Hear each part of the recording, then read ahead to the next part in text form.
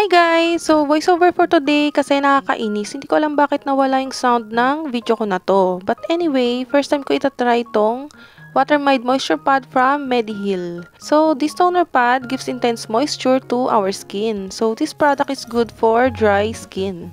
It comes with tweezers or yung pangkuha and 100 pads na siya. So, itong toner pad is can use day and night. Pero ako guys, mas prefer ko na sa night na lang gamitin.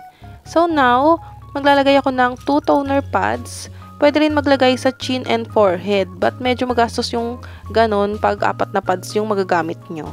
So, stay nyo lang siya for 5 to 10 minutes. Then, swipe nyo na siya sa buong face and neck.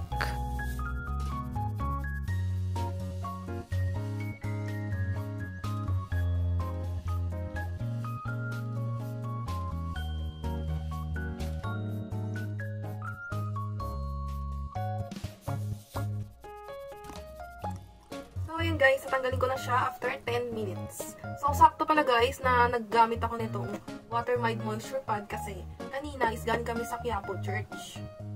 Nagsimba kami ni Mama dahil kahapon is January 9, Pista ng Nazareno. So, ayun, nagsimba kami kanina. So, swipe natin sa buong face. My face is so moisturized. So, kanina super dry. Feel ko ang dry ng face ko. Ngayon, ano na siya, moisturized. Malamig siya guys, sana sabi ko ba kanina, hindi ko sure. Ngayon is, ang lamig nito sa face guys. Yan, pahid din natin sa leeg. Nakikita nyo ba guys, para siyang may, tag doon, highlighter. So ayun guys, ang ganda niya sa face. So kanina guys, parang ang dry ng face ko, diba? Ngayon, ayan, moisturize na talaga siya. Kung hindi siya malagkit, para lang siyang water. Kasi nga, water made. Hindi, kasi nga, baka nga ganun talaga siya. Water made. Hindi siya malagkit. Gusto ko to. Yung anong mga nagamit ko before na mga face mask. After mo gamitin, tapos tinanggal mo, malagkit siya. Ito, wala. Walang lagkit.